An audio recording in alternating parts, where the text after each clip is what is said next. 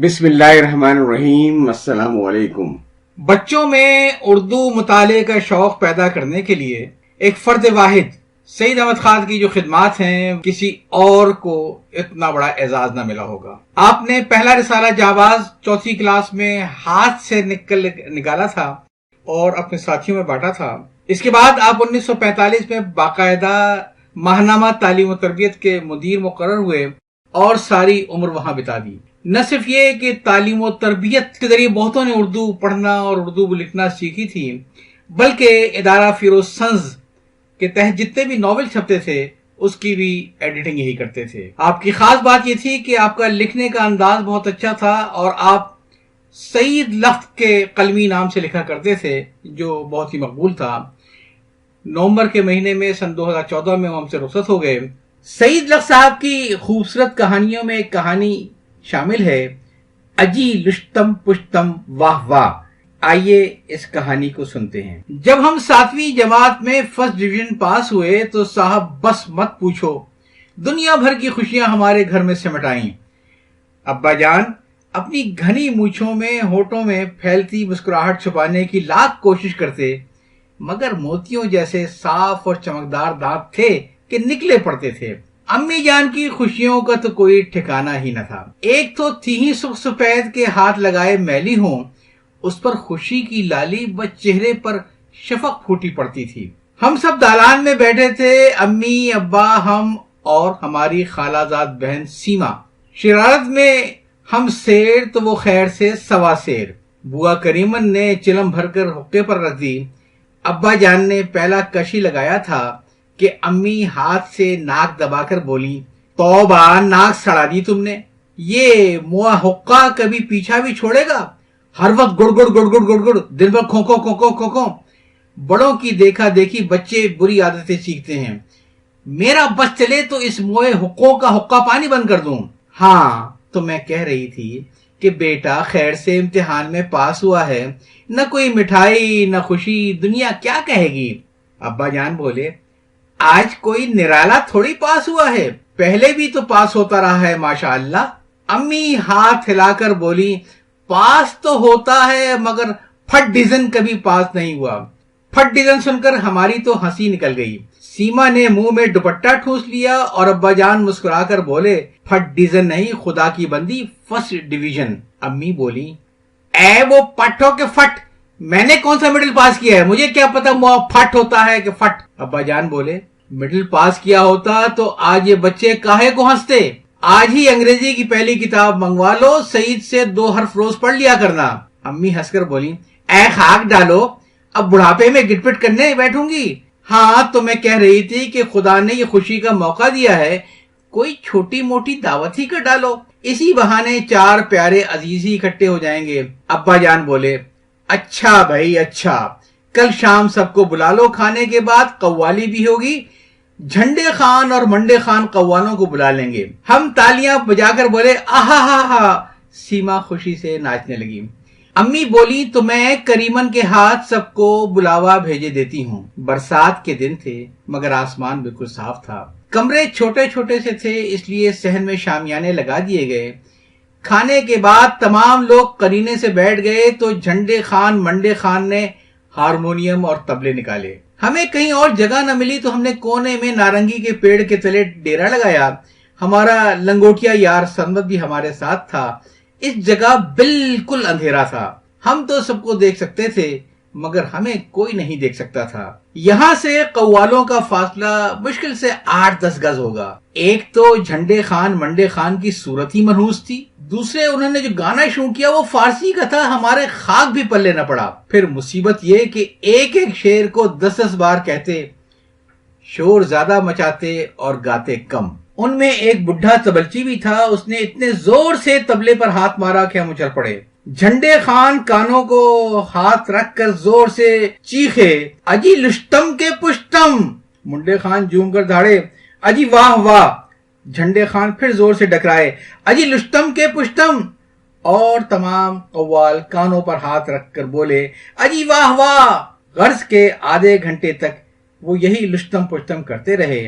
ہم تنگ آ کر بولے، یار سرمد یہ تو سخت نامعقول قوال ہیں، سرمد منہ میں چلاتے، اب میرا بس چلے تو ان کے حلق میں کپڑا ہی ٹھوس دوں۔ میں نے پوچھا یہ کیا کھا رہا ہے؟ بولا الائچی دانے ہیں۔ یہ کہہ کر انہوں نے تھوڑے سے ہمیں بھی دے دیے، چھوٹے چھوٹے سے تھے، گول گول۔ یکایک ہمیں شرارت سوجی، بڑی انوکھی اور دلچسپ، دل مارے خوشی کے دھک دھک کرنے لگا۔ ہم نے ایک الائچی دانہ انگلی کے ناخنوں پر رکھا، اسے انگوٹھے سے دبا لیا۔ جو ہی قوال نے آ کر کے منہ پھاڑا، ہم نے الائچی دانہ پوری قوت سے اس کی طرف پھینکا۔ الائچی دانہ انگلیوں میں سے ایسے نکلا جیسے کمان سے تیر، اور سیدھا قوال کے حلق میں گھس گیا۔ وہ خپ خپ خپ خپ کرتا ہوا گھبرا کر اٹھ بیٹھا۔ جھنڈے خان نے اسے گھور کر دیکھا، پھر آنکھیں میچ کر حلق پھاڑ کر زور سے تان اڑائی، آ! ہم نے دوسرا الائچی دانہ انگلی پر رکھا۔ جب جھنڈے خان نے آ کرتے ہوئے ہماری طرف منہ کیا، ہم نے ایک دم انگلی چھوڑ دی، نشانے کہ ہم پکے تھے۔ یہ الائچی دانہ بھی انگلیوں میں سے نکلا اور جھنڈے خان کے منہ میں گھس گیا۔ وہ بھی خپ خپ خپ کرنے لگے۔ انہیں دیکھ کر تبلے والے بڈھے نے گلا صاف کیا اور لگا منہ پھاڑنے۔ ہم نے تیسرا الائچی دانہ انگلی پر رکھا، انگوٹھے سے دبا کر اسے چھوڑنا ہی چاہتے تھے کہ ایک دم پیچھے سے کسی نے ہاتھ پکڑ لیا۔ پلٹ کر دیکھا تو سیما تھی۔ سیما تم، ہماری زبان لڑکھڑا گئی، خون رگوں میں دوڑتے دوڑتے ایک دم رک گیا۔ آہستہ بولی، ذرا ادھر تشریف لائیے، اٹھیے، جلدی کیجیے۔ وہ آگے آگے اور ہم پیچھے پیچھے۔ صحن پار کر کے کمرے میں پہنچے تو دھیرے سے بولی، تو یہ آپ تھے؟ کیوں؟ اگر میں خالو جان سے کہہ دوں تو؟ ہم گھبرا کر بولے، تو سیما بہن، یہ جو چند بال تمہیں ہماری کھوپڑی پر نظر آ رہے ہیں نا، انہیں ابا جان کا جوتا اس طرح دھن کر رکھ دے گا جیسے خیر دین دنیا نے دادی اماں کے پرانے لحاف کی روئی دھن کے رکھ دی تھی۔ تمہیں یاد ہے نا سیما بہن؟ سیما مسکرا کر بولی، ہاں یاد ہے، مگر بہت دنوں کے بعد آج بدلہ لینے کا موقع ملا ہے، گن گن کر بدلے لوں گی۔ ہم آنکھوں میں آنسو بھر کر بولے، سیما بہن معاف کر دو، خدا آپ کو معاف کر دے گا۔ اللہ میاں نے فرمایا ہے کہ جو شخص کسی ایک کا عیب چھپاتا ہے، اللہ تعالیٰ اس کے 70 عیب چھپاتا ہے۔ بولی، ہم تمہاری طرح چغل خور نہیں، ہم تمہیں معاف کرتے ہیں، مگر ایک شرط پر وعدہ کرو کہ ہمیں روز املیاں لا کر دو گے، خوب کھٹی کھٹی۔